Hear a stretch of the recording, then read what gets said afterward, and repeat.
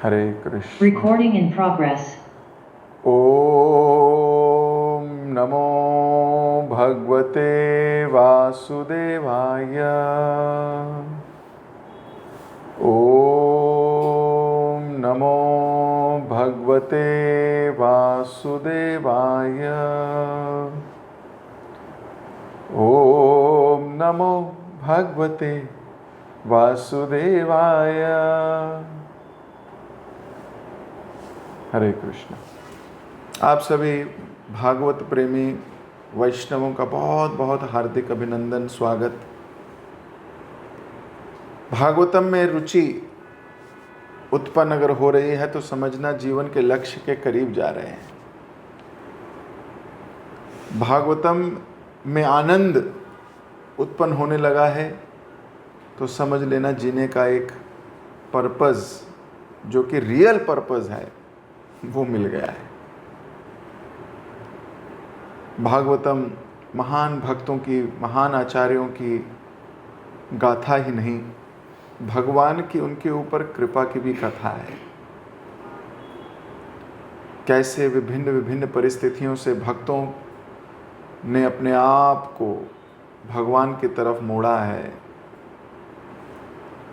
परिस्थिति सुखदायक हो, आरामदायक हो, दुखदायक हो, आपातकालीन हो, कैसी भी परिस्थिति हो, भक्तों के पैर भगवान की ओर ही मुड़े हैं।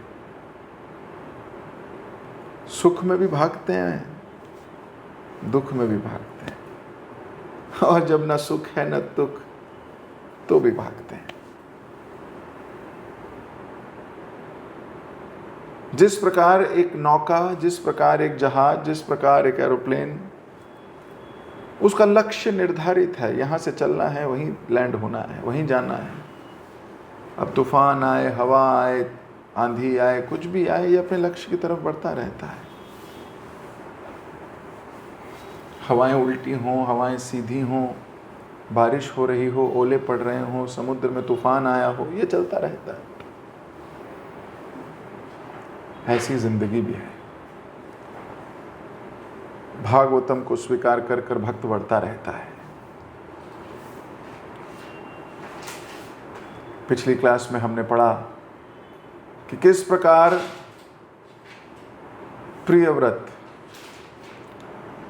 प्रियव्रत महाराज के समक्ष ब्रह्मा जी प्रकट हो गए, और जैसे ही ब्रह्मा जी प्रकट हुए हैं, ये एकदम फटाक से खड़े हुए हैं, जिसमें मैंने एक छोटी सी वीडियो भी दिखाई थी आपको कि कैसे भक्त अपने गुरुजनों को देखते हैं तो कैसे सतर्क हो जाते हैं, एकदम सतर्क, कैसे लेट जाते हैं, कैसे उन्हीं के पीछे जाके बैठ जाते हैं कि अब आप कीजिए, मेरे में योग्यता नहीं है, आपके सामने मैं थोड़ी बोल सकता, आप कीजिए। उनकी पूजा अर्चना करने लगते। क्या कॉन्शियसनेस है। तो पिछली क्लास में हमने इस पर चर्चा की थी। ब्रह्मा जी आए हैं, हंस से उतरे हैं हीरो की तरह। जैसे ही उतर के खड़े हुए हैं, प्रियव्रत महाराज, नारद जी, ये सब उनकी पूजा अर्चना करने लगे। और ब्रह्मा जी अकेले नहीं आए हैं, सारे वेदों को लाए हैं। अत्रेय मुनि, वशिष्ठ मुनि और भी कई सीनियर डिवोटीज के साथ आए हैं। और ब्रह्मा जी बोलने ही वाले थे कि समय हो गया था। आज हम वहीं से आगे पढ़ेंगे।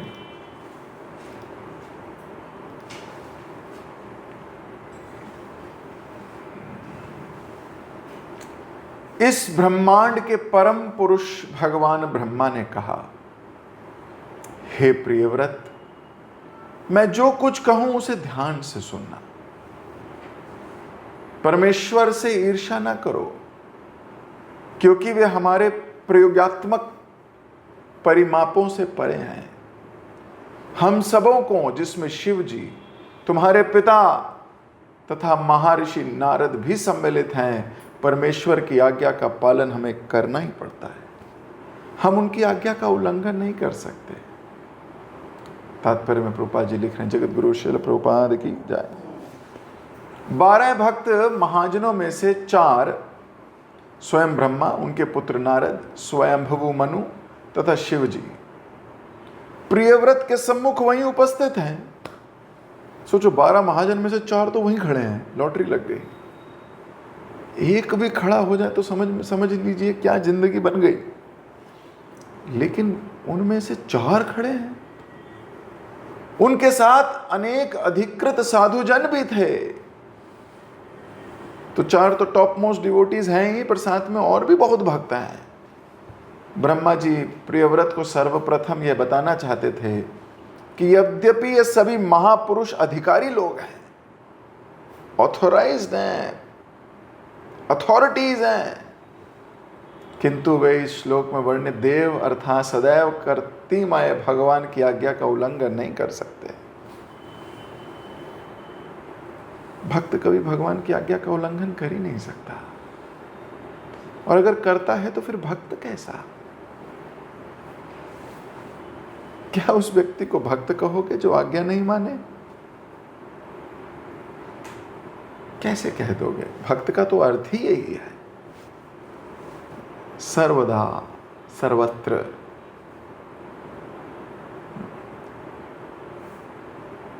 तो प्रियव्रत को ये बताना चाह रहे हैं कि हम में से कोई भी भगवान की आज्ञा का उल्लंघन नहीं कर सकता। भगवान की शक्ति, कीर्ति तथा शौर्य कभी नहीं घटने वाला है। ईशोपनिषद में ईश्वर को अपपाविद्ध कहा गया है, जिससे सूचित होता है कि वे भौतिक पापों से कभी प्रभावित नहीं होते। श्रीमद् भागवतम में भी वर्णित किया गया है कि भगवान इतने शक्तिशाली हैं कि उन पर हमारे विचारों में समझे जाने वाला कोई भी कुत्सित कृत्य असर नहीं कर सकता। परमेश्वर के पद की व्याख्या करने के लिए कभी कभी सूर्य का उदाहरण दिया जाता है, जो मिट्टी में से मूत्र को उड़ा लेता है किंतु स्वयं कुलसित नहीं होता। भगवान पर यह दोष आरोपण नहीं किया जा सकता कि वे कोई गलत काम करते हैं। ब्रह्मा जी प्रियव्रत को ब्रह्मांड के शासन का भार स्वीकार करने के लिए प्रेरित करने गए, तो वह किसी सनकवश नहीं गए, वह तो भगवान की आज्ञा का ही पालन कर रहे थे। दरअसल ब्रह्मा तथा अन्य प्रमाणित अधिकारी उन भगवान की आज्ञा के बिना कुछ भी नहीं करते जो प्रत्येक प्राणी के हृदय में विराजमान है। श्रीमद् भागवतम के प्रारंभ में कहा गया है, तेन ब्रह्म हृदय आदि कव्य ईश्वर। ईश्वर ने ब्रह्मा को उनके हृदय के भीतर से वैदिक ज्ञान की शिक्षा दी। जीवात्मा भक्ति से जितना ही पवित्र हो जाता है, वह भगवान के उतने ही निकट संपर्क में आता है, जैसा कि श्रीमद् भगवद गीता में इसकी पुष्टि की गई है। तेषाम सतत युक्तानाम भजताम प्रीतिपूर्वकम ददामि बुद्धि योगम तम येन माम उपयांति ते। जो मेरी सतत भक्ति से और प्रीतिपूर्वक पूजा करते हैं, उन्हें मैं बुद्धि प्रदान करता हूं, जिससे वे मेरे पास आ सकें। अतः ब्रह्मा जी अपनी सनक से प्रियव्रत के पास नहीं आए थे, अपितु ये समझना चाहिए कि भगवान ने उन्हें प्रियव्रत को मनाने की आज्ञा दी थी। चूंकि उन्हें भौतिक इंद्रियों के द्वारा नहीं जाना जा सकता, इसलिए उन्हें यहाँ अप्रमेय कहा गया है। इसलिए भगवान ब्रह्मा ने प्रियव्रत को पहले ये समझाया कि वे उनके शब्दों को ध्यान पूर्वक और ईर्ष्या रहित होकर सुने।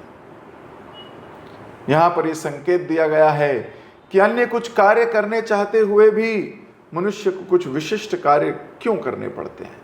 कोई भी प्राणी, चाहे वो शिव जी, ब्रह्मा जी, मनु, महर्षि नारद के समान शक्तिशाली क्यों ना हो, परमेश्वर की आज्ञा का उल्लंघन नहीं कर सकता। ये सभी महाजन निश्चय ही अत्यंत शक्तिमान हैं, किंतु उनमें भगवान की आज्ञा का उल्लंघन करने की तनिक भी शक्ति नहीं है। क्योंकि ब्रह्मा जी भगवान की आज्ञा अनुसार प्रियव्रत के पास आए थे, अतः सर्वप्रथम उन्होंने प्रियव्रत के मन से इस भ्रांति को दूर करना चाहा कि वे उसके शत्रु जैसा कार्य कर रहे हैं। ब्रह्मा जी परमेश्वर की आज्ञा का पालन कर रहे थे, अतः प्रियव्रत को ब्रह्मा जी के आदेश को, जो भगवान की इच्छा के अनुसार था, स्वीकार करना श्रेयस्कर था।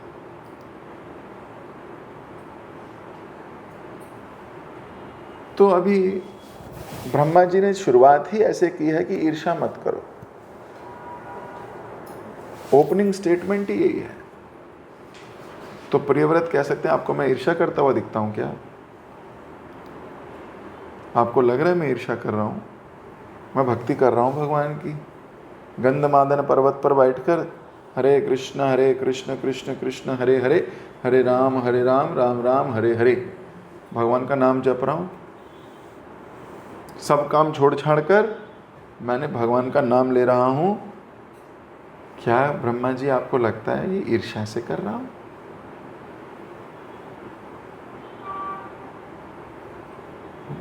आप क्या कहते? आप गंधमादन पर्वत नहीं बोलते, आप बोलते बेड पे बैठा हूं, यही है मेरा पर्वत।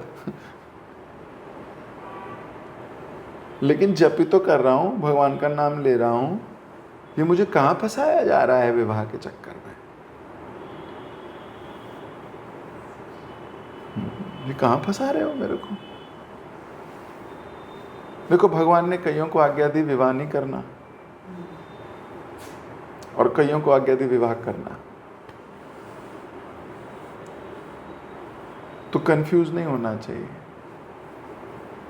हर एक के लिए कोई अलग योजना है। क्या पिता अपने सारे बच्चों को एक ही चीज बनाना चाहता है क्या? सारे डॉक्टर बन जाओ, सारे लॉयर बन जाओ, सारे सीए बन जाओ, सारे हीरो होंडा बन जाओ, ऐसा थोड़ी होता है। हर व्यक्ति के स्वभाव के अनुसार उसके लिए कार्य आयोजित किया गया है, उसके स्वभाव के अनुसार। विवाह करना या ना करना ये कोई बहुत बड़ा डिस्कशन का मुद्दा नहीं है। हाँ, ये गाइडेंस का मुद्दा तो है। तीसरे स्कंद भागवतम में जब कर्दम मुनि और देवहूति के विषय में संवाद आता है, आप सब ने पढ़ा है। हम तो अभी पंचम स्कंद पे हैं, तो तीसरा तो कर आए 2-2.5 साल पहले, पता नहीं कितने साल पहले। लेकिन उस पे एक बड़ा सुंदर श्लोक है जिसमें विवाह के विषय में कहा गया।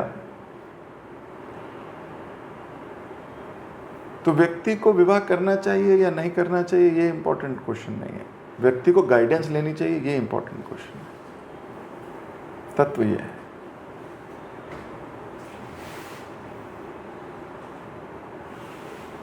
तो यहां पर गाइडेंस देने के लिए स्वयं आ गए ब्रह्मा जी और बोल रहे हैं विवाह करना चाहिए तुमको।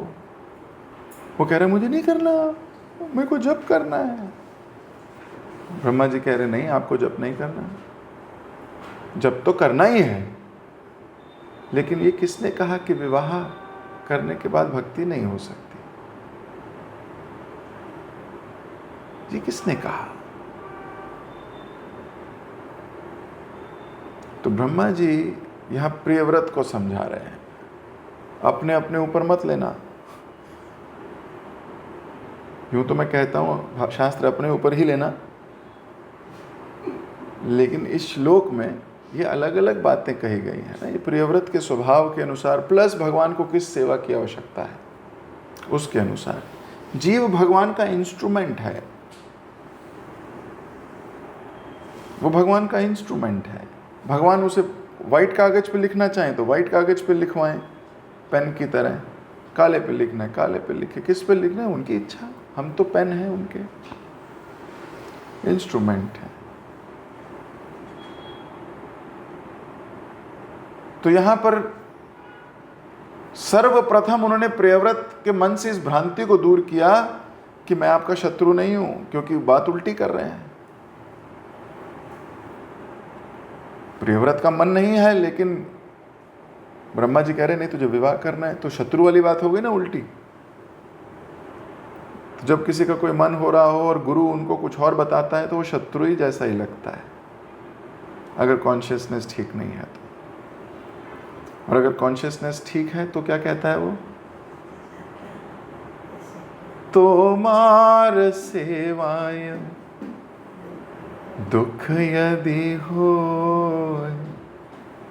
यही तो परम सुखे। कॉन्शियसनेस ठीक है तो ये कहता है कि मुझे जो आपने सेवा दी है बहुत टाइट है, बहुत खतरनाक है, बहुत गड़बड़, लेकिन आपकी सेवा में जो दुख भी आएगा ना वो मेरे लिए सुख है। यही तो मैंने इकट्ठे किए हैं। प्रभुपाद जी के जीवन में अपने गुरु की सेवा करते करते क्या क्या नहीं किया। हम क्या पढ़ते हैं, सांड ने मार दिया, बेहोश होकर गिर गए चांदनी चौक में, खुद ही किताब लिखते थे, खुद ही किताब बांटते थे,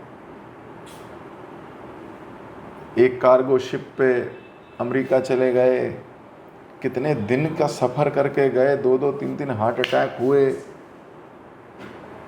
और फिर भी उतर के बोल रहे राधा रानी से कि आप मुझे यहाँ ले तो आई हो, कृष्ण है राधा रानी, अब नचाओ जैसे नचाना है, मैं तो इंस्ट्रूमेंट हूँ आपका।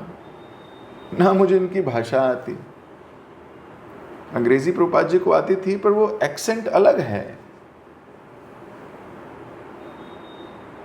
उनका एक्सेंट अलग है। भले ही हमें अंग्रेजी आती है पर अगर आप अमेरिकन एक्सेंट देखोगे तो बिल्कुल अलग एक्सेंट है, वो मुश्किल होता है उनको समझना कईयों को। वहीं आप यूके चले जाओगे, लंदन, वहाँ का एक्सेंट अलग है। तो अंग्रेजी आने के बावजूद थोड़ा समय लगता है उनको जरा समझ क्या बोल रहे हैं। प्रभुपाद जी बोल रहे हैं इनको तो समय लगेगा जो लगेगा, मुझे भी समय लग रहा है इनको समझने में, और यहाँ तो मैं किसी को जानता भी नहीं। कितना कष्ट है।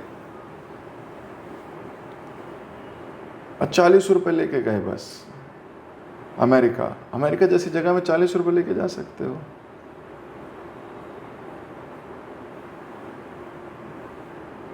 अरे यहां से 10 किलोमीटर दूर नहीं जाया जाता 40 रुपए लेके, डर लगता है।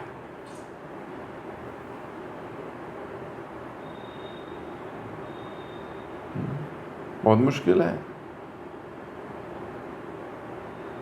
आप देखोगे मोबाइल है कि नहीं भैया, पेटीएम चलता है कि नहीं, फ़ोन पे चलता है कि नहीं, पैसे हैं कि नहीं मेरे पास, कैश, कहीं जाना हो दूर तो आपको धन से बल मिलता है। प्रभुपाद जी ने कितने कष्ट लिए हैं हम सब के लिए। He has done so much। पर अपने गुरु की आज्ञा का उल्लंघन नहीं करना है उनको। He has to do it। उनको आनंद आ रहा है। प्रभुपाद जी से किसी ने पूछा, प्रभुपाद जी आपको सबसे ज़्यादा कष्ट कब हुआ? जब प्रभुपाद जी ने इतने मंदिर बना दिए, सब कुछ हो गया, कोई दिन बताओ जिसमें आपको सेवा में सबसे ज़्यादा दुख हुआ। वो दिन आप भूल नहीं पाते, सबसे मतलब बहुत गंदा दिन है। मान आपके जीवन में क्या क्या नहीं हुआ, गुरु भाइयों ने आपके साथ क्या किया, आपको धोखा दिया गया, आपके शिष्यों ने आपको धोखा दिया। प्रभुपाद के शिष्य आए थे मायापुर की ज़मीन खरीदने के लिए, धन लेके आए थे, वो धन गया कहीं और ही संप्रदाय में चले गए कहीं और। शिष्यों ने धोखा दिया, मारने आए उनको, तो मर्डर करने के लिए आ गए, चाकू निकाल लिया, जिसको वो सिखा रहे थे उसी ने। प्रभुपाद आपके साथ इतने कष्ट हुए, आपने इतना कुछ झेला, बेहोश होके गिरे कई बार, पर आपके जीवन में सबसे बड़ा दुख का दिन कौन सा था? आपको मालूम है प्रभुपाद जी ने क्या कहा? प्रभुपाद जी ने कहा मेरे को सबसे बुरा, जो मेरे को सबसे ज़्यादा पीड़ा थी, वो मुझे लगा था उस दिन जब मैं बॉस्टन में था और मुझे उस फ्रिज में प्रसाद रखना पड़ता था, जिस फ्रिज में मांस, मटन और गौ का मांस रखा होता था। मेरे को सबसे पीड़ादायक दिन वो था।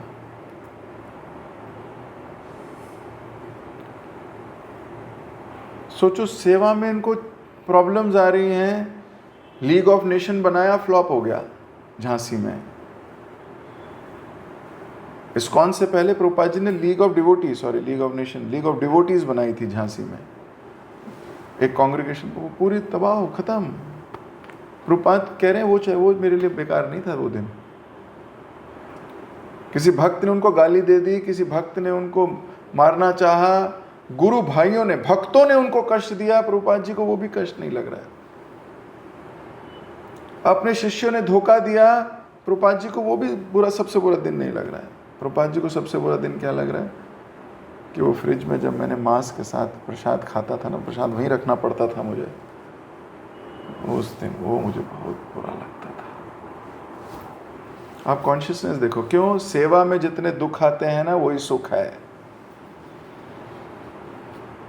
आपकी सेवा में जितने कष्ट आ रहे हैं ना, सेवा करते करते देखना कभी वो डिवोटीज ही खींचते हैं।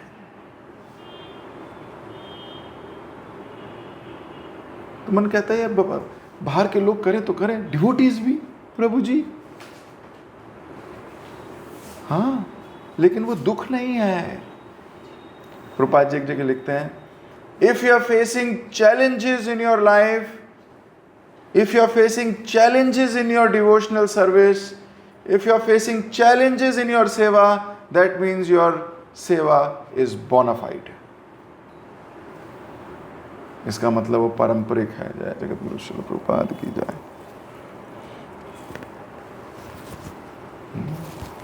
bona fide है वो, पारंपरिक है वो, बिल्कुल ठीक है वो, सही जा रहे हो। अगर सब कुछ आराम आराम से हो रहा है ना तो टेंशन होनी चाहिए। सब कुछ आराम नहीं है, मेरे बोनाफाइड नहीं हूं मैं, चैलेंज नहीं आ रहा है मेरे को। There would be challenges, so don't worry about challenges. सेवा में जो दुख आएंगे ना वो परम सुख है। आपके दृष्टिकोण बदलना है। मुझे मालूम है बहुत कष्ट होता है, क्योंकि अभी कॉन्शियसनेस वैसी नहीं है। Otherwise you treat them as great fortune. क्यों यही कष्ट अमरीश महाराज को भी आए थे। सोचो, अमरीश महाराज क्या कर रहे हैं? एकादशी का व्रत पालन कर रहे हैं। सुबह सुबह एकादशी का व्रत कर स्नान करके आ रहे हैं, तो दुर्वासा मुनि अपने शिष्यों के साथ आ गए, और दुर्वासा मुनि अतिथि हैं। दुर्वासा मुनि ने बोला, आए हैं तो प्रणाम किया अमरीश महाराज ने, और बोला भोजन पे चलो साथ में, अतिथि को पहले भोजन कराया जाता है। वो बोले मैं नहा के आता हूँ। इतनी देर में पारण का समय हो गया, द्वादशी का दिन है। अब सोच रहे हैं पारण करूं या ना करूं। अगर एकादशी व्रत का पालन नहीं करता तो एकादशी टूटती है, और अगर कुछ खा लेता हूं तो ब्राह्मण अपराध है, ब्राह्मण बुरा मान जाएंगे, और वो भी दुर्वासा मुनि। तो सोचो द्वंद्व हो गया कि नहीं। तो एक पलड़े में एकादशी है और एक पलड़े में ब्राह्मण का धर्म। तो इन्होंने क्या किया? दोनों धर्म पालन किए। इन्होंने खाया भी नहीं लेकिन व्रत भी पालन किया। कैसे? जल से, तुलसी जल लेके, तुलसी निर्जल थे एक दिन पहले, तो तुलसी जल लिया और थोड़ा सा एक बूंद पारण कर लिया। अब पारण कर लिया तो उधर दुर्वासा मुनि को गुस्सा आ गया। बोले ये कोई तमीज नहीं है इनको, एटिकेट सी नहीं है। अमरीश महाराज को राजा बना हुआ है, अपने आप को राजऋषि कहता है, ये तरीका है कोई? गो ब्राह्मण हिताय च, मैं ब्राह्मण, कृष्ण का प्रिय, नामो ब्राह्मण देवाय, और इसने तौहीन करी मेरी। ये क्षत्रिय, क्षत्रिय ब्राह्मण ऐसा करेगा? ओहो, गुस्सा देखो। कई बार अपनी जाति का बहुत गुस्सा, अहंकार हो जाता है। आई एम ब्राह्मण, अमरीश इज क्षत्रिय। अब क्षत्रिय गलती कर रहा है इसकी, तो तुरंत जटा से राक्षस उत्पन्न हुआ। राक्षस का तो क्या किया सुदर्शन ने, आपको पता ही है। सुदर्शन आए, अब वो अग्नि थी, आग का राक्षस था, आग। सुदर्शन ने खत्म कर दिया वो। अब आग को तो ये भी नहीं कहा जा सकता आग को राख बना दिया। आग की क्या राख बनेगी, वो आग गायब ही हो गई, मतलब ये समझ लो, फिनिश। और उसके बाद सुदर्शन ब्राह्मण के पीछे, और वो ब्राह्मण देवता परेशान हो गए, बोले अरे ब्राह्मण मैं हूं, वो है क्षत्रिय, सुदर्शन तुझे उसे मारना है। क्षत्रिय को श्रेष्ठ बना दिया भगवान ने। और ब्राह्मण दर दर भटक रहा है। शिव जी के पास गया, शिव जी ने कहा प्लीज यहां से चले जाइए, तुरंत चले जाइए, कहीं सुदर्शन ने मुझे तुम्हारे साथ देख लिया तो कहीं मुझे भी तुम्हारे जैसा ही ना समझ ले। सोचो, ब्रह्मा जी के पास पहुंच गए ये अमरीश, ये दुर्वासा मुनि। ब्रह्मा जी ने भी वही कहा, बोले वैष्णव अपराध करके आया है, मेरे पास मत आ।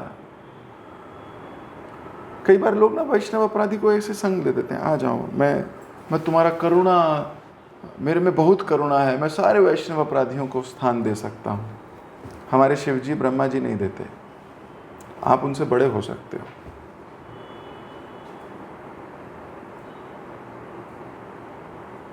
वैष्णव अपराधी को बताना चाहिए कि तुमने वैष्णव अपराध किया है, उसी वैष्णव के पास जाके क्षमा मांगिए।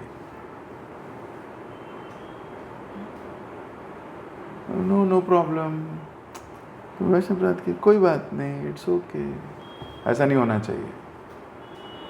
You should be clear, it is an offense, go and ask or beg forgiveness from the devotee. Very simple. Don't show your karuna or kripa or mercy here. Mercy is you tell them to ask forgiveness. ये कृपा है।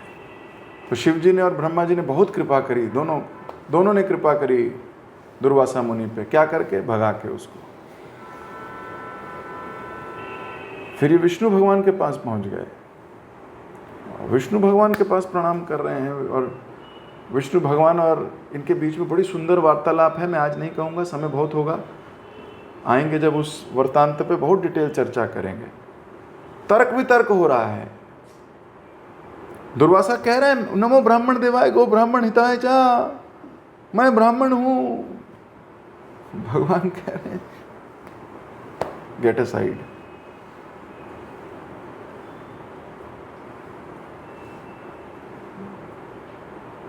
आई love Amrish.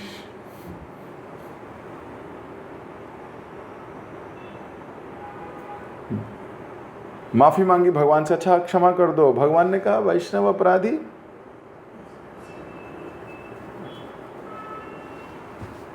मेरे पास मत आए। तुम स्थाने अपराधे तारे हरि नाम, हरि स्थाने अपराधे तारे हरि नाम, तोमा स्थाने अपराधे नाही परित्राण। भगवान बोलते हैं हरि नाम पे अपराध हुआ हो, मेरे को गाली दी हो, मैं क्षमा कर दूंगा। मेरे भक्त को गाली दिया है, अब नहीं समझो, अब तो गए तुम, अब मैं नहीं ध्यान रखता। वही भक्त के पास जाओ। सुदर्शन मेरी बात नहीं मानता, देख लो सुदर्शन मत करो। सुदर्शन सुन ही नहीं रहा भगवान की। भगवान बोले मेरे कंट्रोल में नहीं है।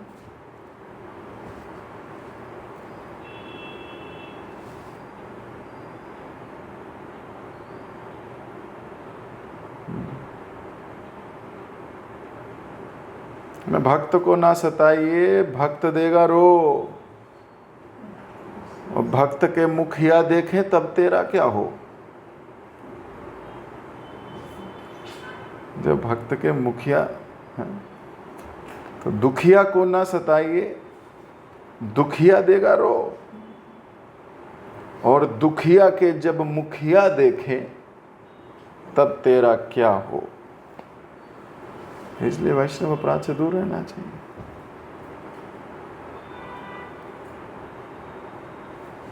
तो वो सुदर्शन फिर भगवान की भी बात नहीं माना, तुरंत दुर्वासा आके अमरीश महाराज के चरण में गिरे। अमरीश महाराज वहीं 1 सेंटीमीटर भी नहीं हिले थे, वहीं पे वहीं खड़े रहे थे, ऐसे हाथ जोड़ के। उन्होंने अपराध लिया ही नहीं। तो दुर्वासा ने कहा मुझे क्षमा कर दीजिए, मुझे क्षमा कर दीजिए, गलती हो गई। तो उन्होंने जब क्षमा किया तब तो भगवान की आज्ञा का उल्लंघन कोई नहीं कर सकता।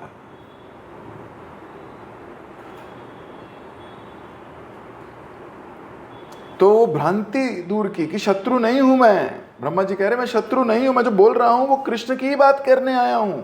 पर तुम मुझे शत्रु समझ मत लेना, ईर्ष्या मत करना मेरे से, क्योंकि जनरली किसी के मन की बात ना करो तो वो उसे शत्रु ही समझता है।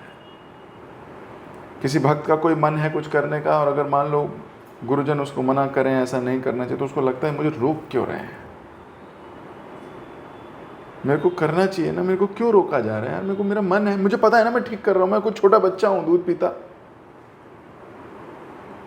क्या मैंने शास्त्र नहीं पढ़े, मुझे नहीं पता क्या क्या होना चाहिए क्या नहीं होना चाहिए। आप गाइडेंस में हो या नहीं हो, इसकी परीक्षा तो आपातकालीन परिस्थिति में ही होती है, जब आपके मन से विरुद्ध हो रहा हो तब आपकी परीक्षा हो रही है। सब कुछ ठीक हो रहा हो तो परीक्षा थोड़ी है। तो वेट करना चाहिए कि कभी जो मैं चाहती हूँ ऐसा ना हो तो मेरा भाव कैसा होगा, ये मेरी परीक्षा है। जो मैं चाहता हूँ ऐसा ना हो तो मैं क्या करूँगा, ये मेरी परीक्षा है। तो प्रियव्रत महाराज तो जब कर रहे हैं आराम से बैठ के, मुझे कोई मुझे भक्ति से ही मतलब है, मुझे विवाह करना नहीं। ब्रह्मा जी आके बोल रहे तुम्हें विवाह करना है। अब अभी तो ब्रह्मा जी ने बोला भी नहीं विवाह करना है, ब्रह्मा जी तो पहले सेट कर रहे हैं कि तुम क्या बोल सकते हो, मैं पहले ही बता रहा हूं कि भगवान की आज्ञा का उल्लंघन करने की क्षमता न शिव में है न मेरे में है। और ये मत समझो कि हम तुम्हारे शत्रु हैं, हम भगवान की बात करने आए हैं।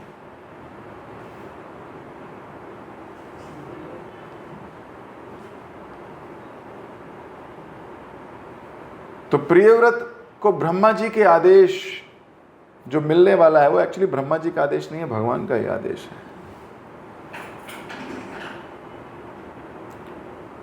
तो उनका आदेश स्वीकार करना हम सब के लिए श्रेयस्कर है। गुरुजनों, भगवद गीता की बात सुनना मानना ये साक्षात भगवान का आदेश है।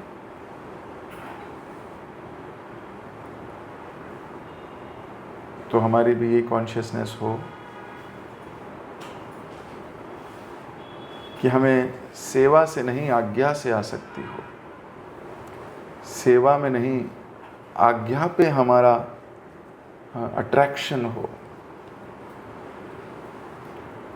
तो इन्हीं बातों के साथ मैं अभी विराम दे रहा हूँ अपनी वाणी को। जगत गुरु श्रील प्रभुपाद की जय, ग्रंथराज श्रीमद् भागवतम की जय। हरे कृष्णा। Recording stopped. मुझे थोड़ा सा जल्दी निकलना होगा, जैसे मैंने कहा था कि I have to go somewhere today, 2 दिन के लिए